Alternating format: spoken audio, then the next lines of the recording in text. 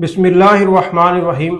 लोगों के जहनों में दज्जाल से मुतल्लक बहुत सारी मनगढ़ंत कहानियां हैं, मनगढ़ंत किस्से हैं, और बहुत सारे लोग इससे मुतल्लिक सवाल भी पूछते हैं कि दज्जाल कब आएगा, उसकी क्या निशानियां हैं। और इसी तरह याजूज मजूज के बारे में लोग पूछते हैं कि वो कहाँ पर कैद है। इंशाअल्लाह आज के बयान में, आज के व्लॉग में जो हदीस मुबारका से दज्जाल के बारे में या याजूज मजूज के बारे में जो निशानियां बताई गई हैं कि वो कब आएगा और कहाँ से निकलेगा, इंशाअल्लाह आज आपके सामने तमाम तफसीलात जिक्र करेंगे। लोगों में ये सवाल बहुत ज़्यादा मशहूर है कि दज्जाल किस चीज़ पर सवार होकर आएगा, और कई कहते हैं कि दज्जाल गधे पर सवार होकर आएगा।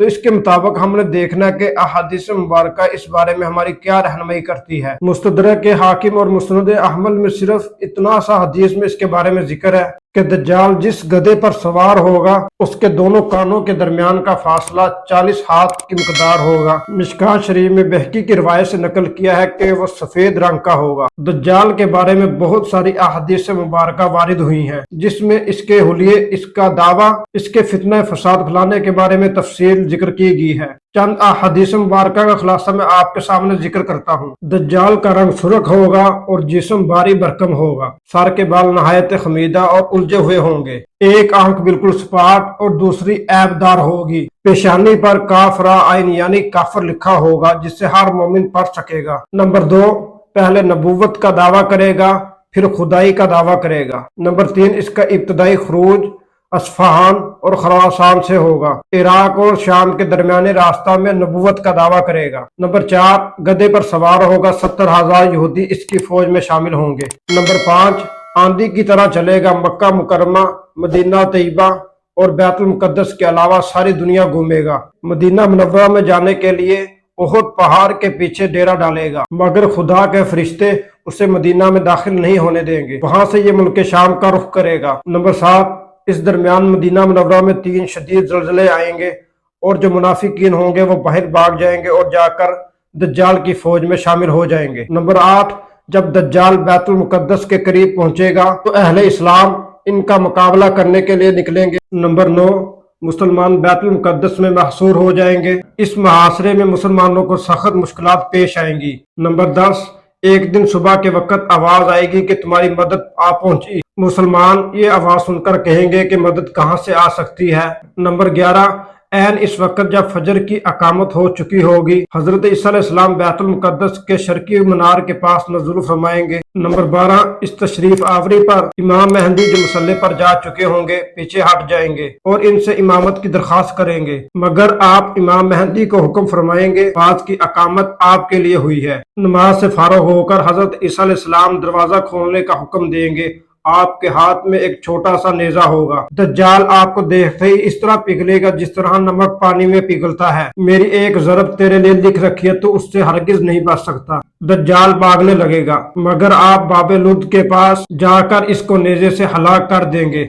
उस नेजे पर लगा हुआ खून आप मुसलमानों को दिखाएंगे। इस वक्त दज्जाल और मुसलमानों की फौज में एक शदीद मुकाबला होगा। उस वक्त हर शजरो हजर पुकार उठेगा, ए मोमिन, ये यहूदी मेरे पीछे छुपा हुआ है, इसको कत्ल कर दो। ये दज्जाल का मुख्तसर सा अहवाल है। अहादीस मुबारक में इसकी बहुत ज्यादा तफसीलात जिक्र की गई है। और दूसरा, याजूज मजूज के खरूज का कुरान में 2 जगह जिक्र आया है, जिसमें फरमाया कि यहाँ तक कि जब खोल दिए जाएंगे याजूज मजूज और हर उन चांद से वो दौड़ते हुए आएंगे, तो करीब है कि आन लगा सच्चा वादा यानी क्यामत का दिन। फिर आगे अल्लाह ताला इरशाद फरमाते हैं कि फिर फटी की फटी रह जाएंगी आंखें। मुनकरों की कहेंगे, हाय अफसोस, हम तो इस गफलत में थे, हमने तो अपने साथ बड़ा जुल्म किया है। और दूसरी सूरह काफ के आखिरी से पहले रुकू में, जहाँ जुल्करनैन की खिदमत में याजूज मजूज इनके शीशा पलाई हुई दीवार बनाने का जिक्र आता है। हजरत जुल्करनैन अलैहिस्सलाम ने दीवार तमीर करने के बाद फरमाया, ये मेरे रब की रहमत है, बस मेरे रब का वादा है, क़यामत आएगी तो इनको चूर चूर कर देगा।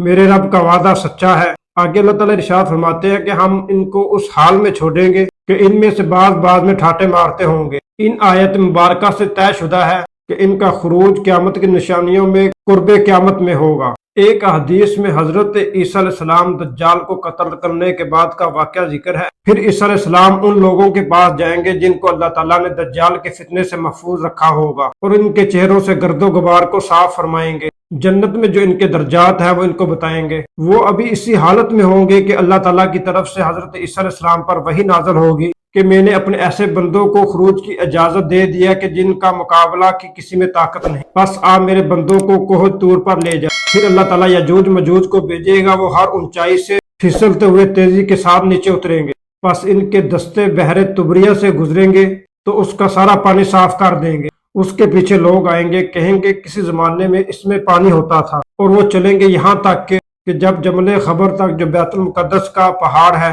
پہنچیں گے تو کہیں گے زمین والوں کو تو ہم نے قتل کر دیا ہے، اب آسمان والوں کو ہم قتل کریں گے۔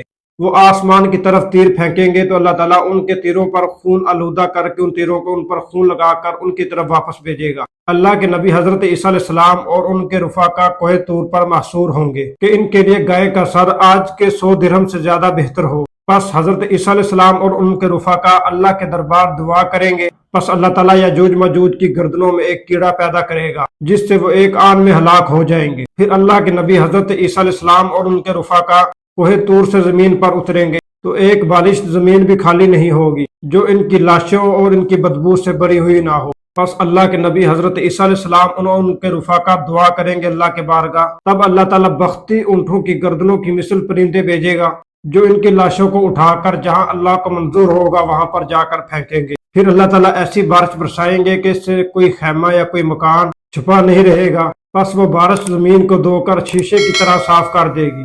یہ حدیث صحیح مسلم، مسند احمد، ابو داؤد، ترمذی، ابن ماجہ، کنز الاعمال وغیرہ میں موجود ہے۔ ترمذی شریف کی حدیث میں ہے کہ وہ پرندے یاجوج ماجوج کی لاشوں کو نہبل میں جا کر پھینکیں گے، مسلمان ان کے تیر کمان اور ترکشوں کو 7 برس بطور ایندھن استعمال کریں گے۔ ایک حدیث میں ارشاد ہے کہ معراج کی رات کہ میری ملاقات ابراہیم علیہ السلام، موسیٰ علیہ السلام اور عیسیٰ علیہ السلام سے ہوئی۔ قیامت کا ذکر آیا تو سب سے پہلے حضرت ابراہیم علیہ السلام سے ذکر کیا گیا تو انہوں نے کہا کہ مجھے اس کا علم نہیں۔ پھر حضرت موسیٰ علیہ السلام سے قیامت کے بارے میں پوچھا گیا تو انہوں نے کہا مجھے بھی اس کا علم نہیں۔